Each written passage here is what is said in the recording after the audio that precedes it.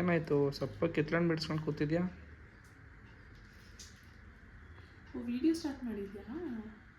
Okay. ಸಪ್ಪಗೇನು ಬಿಡಿಸ್ತಾ ಇಲ್ಲ, orange ಬಿಡಿಸ್ತಾ ಇದ್ನಲ್ಲ, ಅದಕ್ಕೆ ಫುಲ್ ಕಾನ್ಸಂಟ್ರೇಷನಿಂದ ಬಿಡಿಸ್ತಾ ಇದ್ದೀನಿ ಅಷ್ಟೇ. ಸೊ ಆರೆಂಜ್ ಬಿಡಿಸ್ತಾ ಇದ್ದೀನಿ ಅಂದರೆ ಇವತ್ತೇನೋ ಒಂದು ಸ್ಪೆಷಲ್ ರೆಸಿಪಿ ಮಾಡೋಣ ಅಂತ ಅಂದ್ಕೊಂಡಿದ್ದೀನಿ. ಏನಂತಂದರೆ ಇದು ಬಂದು ಕ್ರಿಸ್ಮಸ್ ಸ್ಪೆಷಲ್ಲು.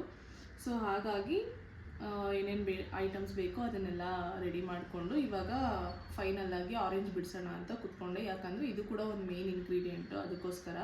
ಈಗ ಎಲ್ರಿಗೂ ನಮ್ಮ ವಿಡಿಯೋಗೆ ವೆಲ್ಕಮ್ ಅಂತ ಹೇಳೋವಂಥ time. Hi all, welcome back to our ಕಾವ್ಯದ ಯೂಟ್ಯೂಬ್ ಚಾನಲ್. ಎಲ್ಲರೂ ಚೆನ್ನಾಗಿದ್ದೀರಾ ಅಂತ ಅಂದ್ಕೊಂಡಿದ್ದೀನಿ. ಸೊ ಇವತ್ತು ನನ್ನ ವಿಡಿಯೋ ಸ್ಪೆಷಲ್ ಏನಂತಂದರೆ ಇದೊಂದು ಕ್ರಿಸ್ಮಸ್ ಸ್ಪೆಷಲ್ ಕೇಕ್ ಮಾಡ್ತಾಯಿದ್ದೀನಿ. ಏನಂತಂದರೆ ತುಂಬ ಜನಪ್ರಿಯವಾದಂಥ ಪ್ಲಮ್ ಕೇಕ್ ಮಾಡೋಣ ಅಂತ ಅಂದ್ಕೊಂಡಿದ್ದೀನಿ. ಸೊ ಇದು ಬಂದು ಕ್ರಿಸ್ಮಸಲ್ಲಿ ಎಲ್ಲ ಆಚರಣೆಗಳು ಹೇಗೆ ಮುಖ್ಯನೋ ಹಾಗೆ ಪ್ಲಮ್ ಕೇಕು ಕೂಡ ಅಷ್ಟೇ ಮುಖ್ಯ. ಸೊ ಎಲ್ಲರೂ ಅಷ್ಟು ಒಂದು ಕಾನ್ಸಂಟ್ರೇಷನಿಂದ, ಕೆಲವರಂತೂ ಒಂದು ತಿಂಗಳಿಂದನೇ ಪ್ರಿಪೇರ್ ಮಾಡೋಕ್ಕೆ ಅಂತ ಸ್ಟಾರ್ಟ್ ಮಾಡ್ಕೊಂಡು ಬಿಡ್ತಾರೆ. ಅದಕ್ಕೆ ವೈನೆಲ್ಲ ಮಿಕ್ಸ್ ಮಾಡಿ ಏನೇನೋ ಪ್ರೊಸೀಜರ್ ಇರುತ್ತೆ. ಸೊ ಆ ಥರ ಎಲ್ಲ ಪ್ಲಮ್ ಕೇಕ್ ಮಾಡ್ತಾರೆ. ಮತ್ತು ಸ್ವಲ್ಪ ಈಸಿಯಾಗಿ ಮಾಡೋಣ ಅಂತಂದರೆ ಇವತ್ತು ನಾನು ಏನು ತೋರಿಸ್ಕೊಡ್ತೀನಲ್ಲ ಆ ಪ್ಲಮ್ ಕೇಕ್ನ ತುಂಬ ಈಸಿಯಾಗಿ ಎಲ್ಲರೂ ಮನೆಯಲ್ಲೇ ಮಾಡ್ಕೊಳ್ಬೋದು. ಮತ್ತು ನಿಮಗೆ ಆಚೆ ಕಡೆನೂ ಕೂಡ ಎಷ್ಟೊಂದು ಪ್ಲಮ್ ಕೇಕ್ ವೆರೈಟೀಸ್ ಎಲ್ಲ ಸಿಗುತ್ತೆ. ಸೊ ಮನೇಲಿ ಯಾವ ರೀತಿ ಈಸಿಯಾಗಿ ಮಾಡ್ಕೊಳ್ಳೋದು ಅಂತ ನಾನು ಕೂಡ ಇವತ್ತು ಹೇಳ್ಕೊಡ್ತೀನಿ. ಬನ್ನಿ ಇವಾಗ ಕಿಚನ್ಗೆ ಹೋಗ್ಬಿಟ್ಟು ಏನೇನು ಐಟಮ್ಸ್ನ ರೆಡಿ ಮಾಡಿ ಇಟ್ಕೊಂಡಿದ್ದೀನಿ ಅದನ್ನೆಲ್ಲ ತೋರಿಸ್ತೀನಿ. ಮತ್ತು ಯಾವ ರೀತಿ ಪ್ರೊಸೀಜರ್ ನಾನು ಫಾಲೋ ಮಾಡ್ತೀನಿ ಪ್ಲಮ್ ಕೇಕ್ ಮಾಡೋದಕ್ಕೆ ಅನ್ನೋದನ್ನ ತೋರಿಸ್ತೀನಿ. ಬನ್ನಿ ಹೋಗೋಣ.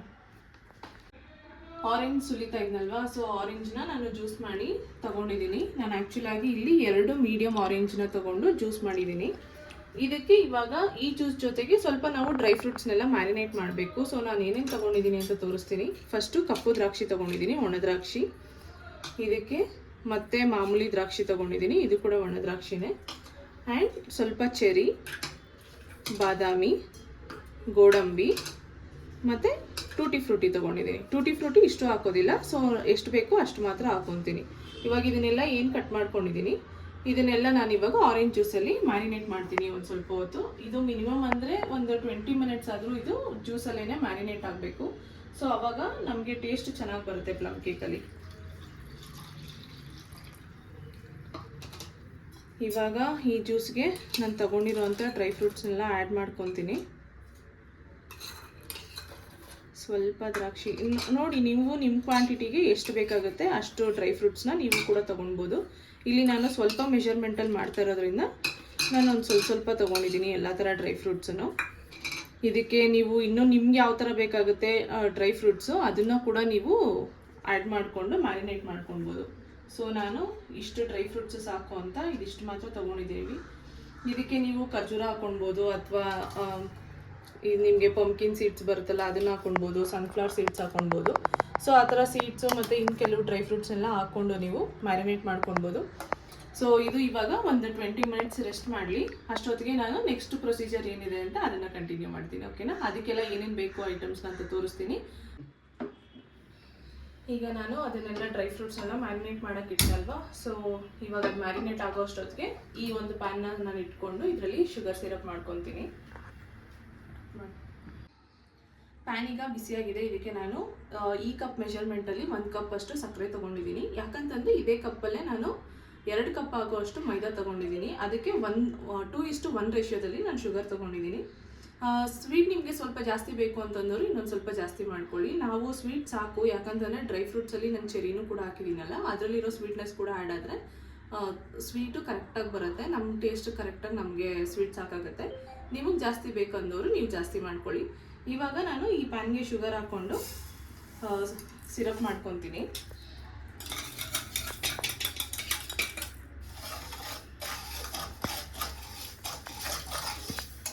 ಈ ಶುಗರ್ ಸಿರಪ್ ನಿಮಗೆ ಕ್ಯಾರಮಲ್ ಥರ ಬರಬೇಕು, ಅಂದರೆ ಬ್ರೌನ್ ಕಲರಲ್ಲಿ ಇದು ಶುಗರ್ ಸಿರಪ್ ಆಗಬೇಕು.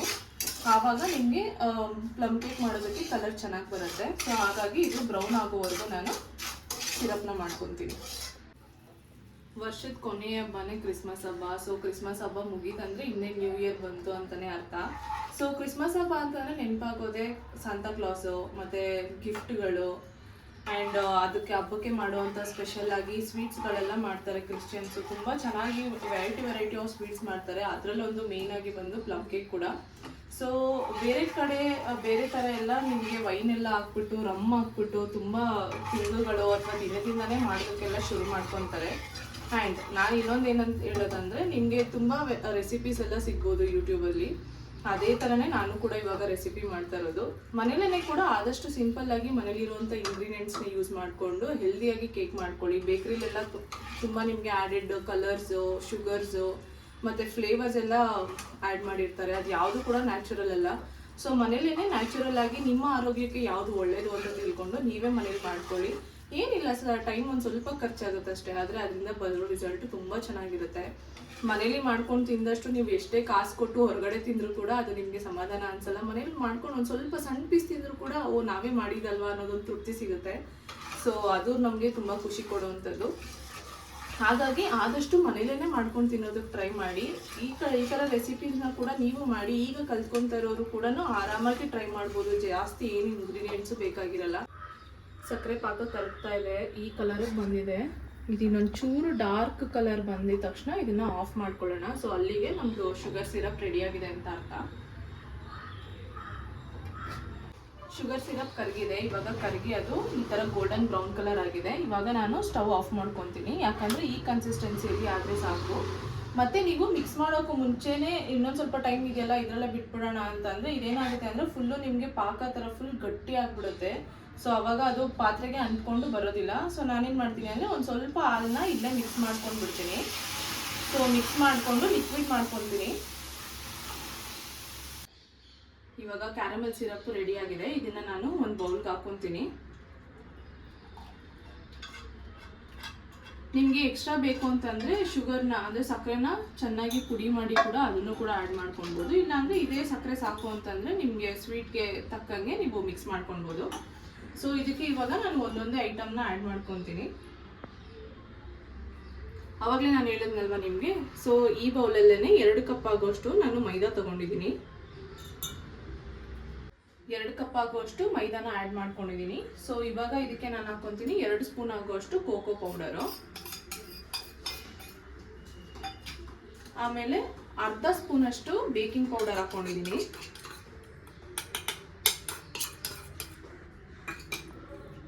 ಆಮೇಲೆ ಇದು ಬಂದು ಸೇಮ್ ಅರ್ಧ ಸ್ಪೂನಷ್ಟು ಬೇಕಿಂಗ್ ಸೋಡಾ.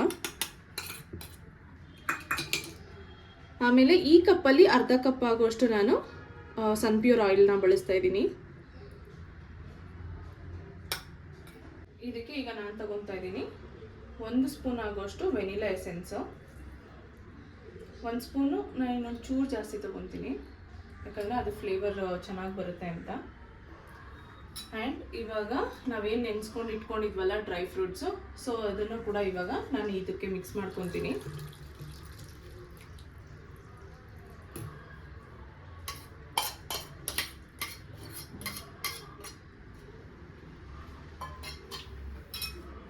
ಇದನ್ನೆಲ್ಲ ಇವಾಗ ಒಂದೊಳ್ಳೆ ಮಿಕ್ಸ್ ಮಾಡ್ಕೊಳ್ಬೇಕು. ಚೆನ್ನಾಗಿ ಇದು ಬ್ಯಾಟರ್ ಕನ್ಸಿಸ್ಟೆನ್ಸಿ ಬರಬೇಕು. ಇದನ್ನೆಲ್ಲ ನಾನು ಇವಾಗ ಮಿಕ್ಸ್ ಮಾಡ್ಕೊತೀನಿ. ಇದಕ್ಕೆ ಬೇಕಾದರೆ ನೀವು ಅಂದರೆ ಚಕ್ಕೆ ಪುಡಿ ಹಾಕೊಳ್ಬೋದು, ಮತ್ತು ಒಣ ಶುಂಠಿ ಪುಡಿನೂ ಕೂಡ ಹಾಕೊಳ್ಬೋದು.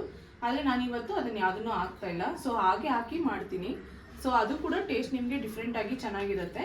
ನಿಮಗೆ ಇಷ್ಟ ಇದ್ದವರು ಬಾಯಿಗೆ ಅದೊಂದು ಫ್ಲೇವರ್ ಸಿಗಬೇಕು ಅಂತಂದರೆ ನೀವು ಅದನ್ನು ಕೂಡ ಹಾಕೊಳ್ಬೋದು. ಸೊ ಒಣ ಶುಂಠಿ ಪುಡಿ ಮತ್ತು ಚಕ್ಕೆ ಪುಡಿನ ಮಿಕ್ಸ್ ಮಾಡ್ಕೊಬೋದು. ಆ್ಯಂಡ್ ಇದು ಬಂದು ಎಗ್ಲೆಸ್ ಕೇಕು.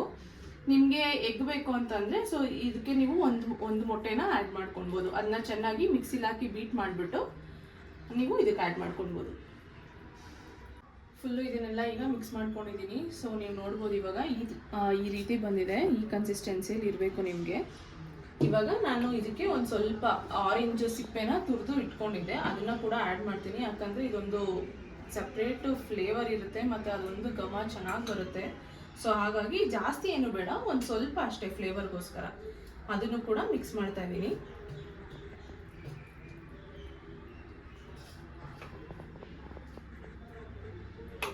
ಸೊ ಇದು ಮಿಕ್ಸ್ ಮಾಡಿರುವಂಥ ಬ್ಯಾಟರ್ ಒಂದು 5 ನಿಮಿಷ ರೆಸ್ಟ್ ಮಾಡಲಿ. ಅಷ್ಟೊತ್ತಿಗೆ ನಾನು ಬಂದ್ಬಿಟ್ಟು ಓವನಲ್ಲಿ ಕೇಕ್ ಮಾಡ್ತಾ ಇಲ್ಲ. ಸೊ ಅದ್ರ ಬದಲಾಗಿ ನಾನು ಇವತ್ತು ಬಾಣಲಿಯಲ್ಲಿ ಯಾವ ರೀತಿ ಕೇಕ್ ಮಾಡೋದು ಅಂತ ತೋರಿಸ್ಕೊಡ್ತೀನಿ. ಸೊ ಬಾಣಲಿನ ಇವಾಗ ಇಟ್ಕೊತೀನಿ. ಅದೊಂದು 5 ನಿಮಿಷ ಪ್ರೀ ಹೀಟ್ ಆದಮೇಲೆ ನಾನು ಇದನ್ನು ಬೇರೆ ಬೌಲ್ಗೆ ಶಿಫ್ಟ್ ಮಾಡಿಕೊಂಡು ನಾನು ನಿಮಗೆ ತೋರಿಸ್ತೀನಿ ಯಾವ ರೀತಿ ಅಂತ. ಮಿಕ್ಸ್ ಮಾಡಿದ ಬ್ಯಾಟರ್ನೆಲ್ಲ ನಾನು ಇವಾಗ ಈ ಬೌಲಿಗೆ ಶಿಫ್ಟ್ ಮಾಡ್ತಾ ಇದ್ದೀನಿ. ಸೊ ಇದ್ರ ಕೆಳಗಡೆಗೆ ನಾನು ಬಟರ್ ಪೇಪರ್ನ ಹಾಕ್ಕೊತೀನಿ. ಸ್ವಲ್ಪ ದೊಡ್ಡದಾಗಿ ಕಟ್ ಮಾಡಿಬಿಟ್ಟೆ ಅನಿಸುತ್ತೆ, ಒಂಚೂರು ಚಿಕ್ಕದಾಗಿ ಕಟ್ ಮಾಡ್ಕೊಳ್ತೀನಿ.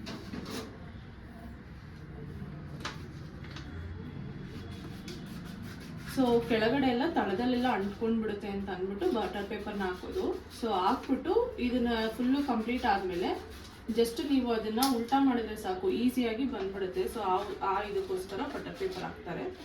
ಓಕೆ, ಈಗ ನಾನು ಬಟರ್ ಪೇಪರ್ ಹಾಕ್ಕೊಂಡಿದ್ದೀನಿ. ಈಗ ಮಿಕ್ಸ್ ಮಾಡ್ಕೊಂಡಿರೋ ಅಂಥ ಮಿಕ್ಸ್ಚರ್ನೆಲ್ಲ ಇದ್ರೊಳಗೆ ಹಾಕ್ತೀನಿ. ಬ್ಯಾಟರ್ನೆಲ್ಲ ಈ ಬೌಲಿಗೆ ಶಿಫ್ಟ್ ಮಾಡ್ಕೊಂಡ್ವಲ್ಲ, ಸೊ ಈ ರೀತಿ ಕಾಣ್ತಾ ಇದೆ. ಇದ್ರ ಮೇಲೆ ನಾನೊಂದು ಸ್ವಲ್ಪ ಗಾರ್ನಿಷಿಂಗ್ಗೆ ಕಪ್ಪು ದ್ರಾಕ್ಷಿ ಮತ್ತು ಚೆರಿನ ಬಳಸ್ತೀನಿ.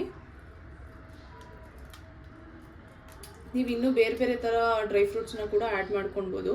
ಸೊ ನಾನು ಸಾಕು ಅಂತ ಅಂದ್ಬಿಟ್ಟು ಇದಿಷ್ಟನ್ನು ಮಾತ್ರ ಆ್ಯಡ್ ಮಾಡ್ತಾಯಿದ್ದೀನಿ ಈಗ. ಸೊ ಗಾರ್ನಿಷಿಂಗ್ ಮಾಡ್ಕೊಂಡಷ್ಟು ಚೆನ್ನಾಗಿ ಕಾಣುತ್ತೆ, ಸೊ ಹಾಗಾಗಿ ಗಾರ್ನಿಷ್ ಮಾಡ್ತಾಯಿದ್ದೀನಿ.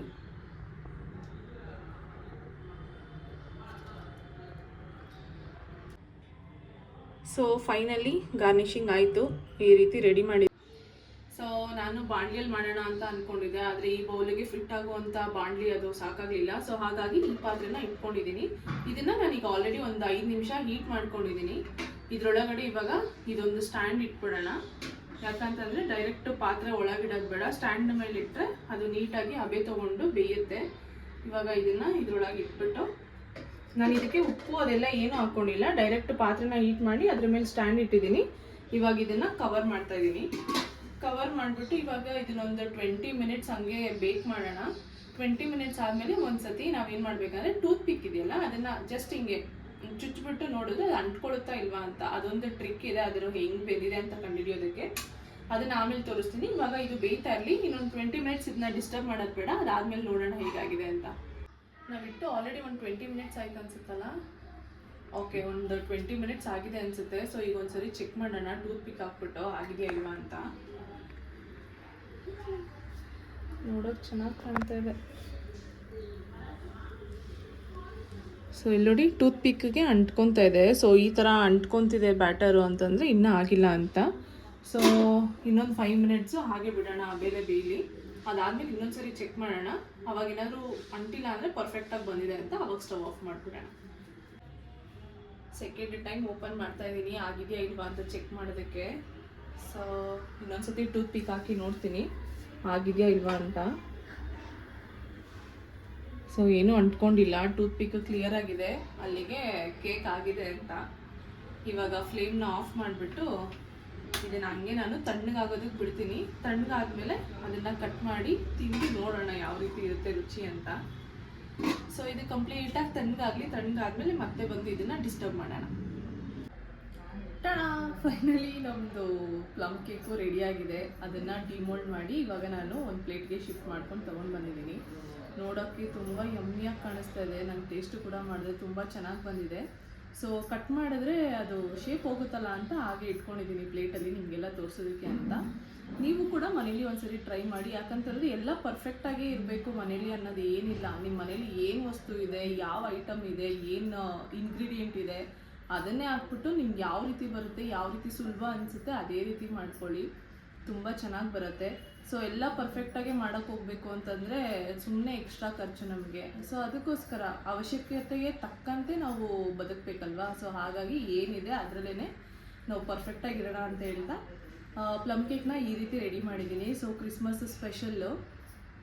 ಯಾರೆಲ್ಲ ನೀವು ಕೂಡ ಕ್ರಿಸ್ಮಸ್ಗೆ ಪ್ಲಮ್ ಕೇಕ್ ಮಾಡ್ಕೊಳ್ಬೇಕು, ಮನೇಲಿ ಏನಾದರೂ ಸ್ವೀಟ್ ಮಾಡಬೇಕು ಅಂತ ಅಂದ್ಕೊಂಡಿದ್ದೀರಾ, ಸೊ ಇದೊಂದು ಸಿಂಪಲ್ಲಾಗಿ ಈ ಥರ ಒಂದು ಕೇಕ್ ಮಾಡಿಕೊಂಡು ನೀವು ಎಂಜಾಯ್ ಮಾಡ್ಬೋದು ಮನೇಲೇನೆ ಅಂತ ಹೇಳ್ತಾ, ಯಾರಿಗೆಲ್ಲ ನನ್ನ ವೀಡಿಯೋ ಇಷ್ಟ ಆಗಿದೆ ನನ್ನ ಕೂಡ ಕಮೆಂಟ್ ಬಾಕ್ಸಲ್ಲಿ ತಿಳಿಸಿ. ಸೊ ನಾನು ಈ ವಿಡಿಯೋನ ಇಲ್ಲಿಗೆ ಎಂಡ್ ಮಾಡ್ತಾ ಇದ್ದೀನಿ. ದಯವಿಟ್ಟು ನನ್ನ ಚಾನಲ್ನ ಸಬ್ಸ್ಕ್ರೈಬ್ ಮಾಡಿ ಅಂತ ಕೇಳ್ಕೊತ, ನನ್ನ ವೀಡಿಯೋಸ್ನ ಲೈಕ್ ಮಾಡಿ, ಶೇರ್ ಮಾಡಿ ಮತ್ತು ಕಮೆಂಟ್ ಮಾಡಿ ಅಂತ ಹೇಳ್ತಾ ಅಡ್ವಾನ್ಸ್ ಹ್ಯಾಪಿ ಕ್ರಿಸ್ಮಸ್ ಅಂತ ಹೇಳ್ತಾ ಇದ್ದೀನಿ. Thank you.